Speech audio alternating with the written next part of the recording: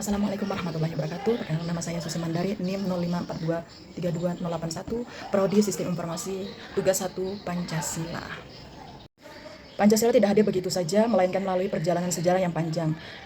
Sejak sidang BPUPK, Piagam Jakarta hingga pengesahan dalam UUD 1945, para pendiri bangsa berjuang merumuskan dasar negara yang dapat menyatukan seluruh rakyat Indonesia. Perjalanan ini kemudian berlanjut dalam konteks sejarah bangsa dari masa ke masa. Awal kemerdekaan RIS, demokrasi, terpimpin Orde Baru, hingga reformasi.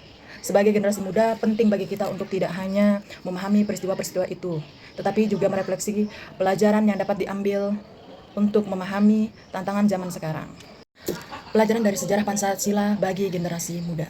Judulnya, Proses Lahir Pancasila BPUPK, Piagam Jakarta, PPKI. 1. Sidang BPUPK pertama, tanggal 29 Mei sampai dengan 1 Juni 1945, Badan Penyelidik Usaha-Usaha Persiapan Kemerdekaan BPUPK mengadakan sidang untuk merumuskan dasar negara. 3 tokoh utama menyampaikan pemikirannya. 1. Muhammad Yamin 29 Mei mengusulkan 5 asas secara lisan dan tertulis. Peri kebangsaan, kemanusiaan, ketuhanan, kerakyatan, kesejahteraan rakyat. 2. Sumpomo 31 Mei menekankan teori negara integralistik Persatuan. Soekarno 1 Juni menyampaikan pidato yang secara eksplisit menyebut nama Pancasila kelima. Silanya adalah kebangsaan Indonesia, internasionalisme atau peri kemanusiaan, mufakat atau demokrasi, kesejahteraan sosial, dan ketuhanan yang keberbudayaan. 2. Piagam Jakarta 22 Juni 1945. Karena belum ada kesepakatan final, dibentuklah panitia 9 yang terdiri dari golongan nasionalis dan Islam. Mereka berhasil menyusun dokumen yang disebut Piagam Jakarta, Jakarta Charter. 1. Poin penting di dalam naskah ini, sila pertama berbunyi ketuhanan dengan kewajiban menjalankan syariat Islam bagi pemeluk-pemeluknya.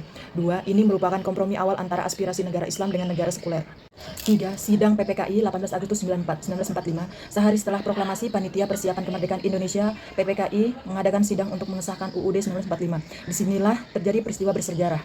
1. Keberadaan tokoh Indonesia Timur, perwakilan dari wilayah Indonesia Timur merasa keberatan dengan 7 kata dalam Piagam Jakarta karena dianggap tidak merangkul warga non-muslim.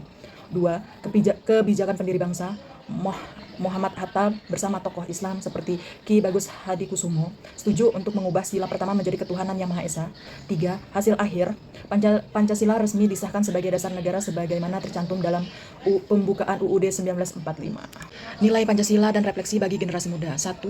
Nilai yang termin, gotong royong, dan musyawarah perubahan. Sila pertama membuktikan bahwa para pendiri bangsa lebih mengutamakan persatuan Indonesia. Sila ketiga daripada kepentingan golongan. 2. Refleksi. Pelajaran paling berharga adalah kebersamaan hati. Jika pendiri bangsa dulu sangat keras kepala pada ego masing-masing, Indonesia mungkin sudah pecah sejak hari pertama mereka. 3. Relevansi masa kini. Sebagai generasi muda, kita sering menghadapi perbedaan di media sosial. Nilai sejarah ini mengajarkan kita untuk tidak menang sendiri, menghargai keberagaman bukan berarti kalah, melainkan cara terbaik untuk menjaga rumah besar bernama Indonesia tetap utuh. Sejarah ini mengingatkan kita bahwa Pancasila adalah titik temu kalimatun sawa dari semua perbedaan yang ada di negeri ini.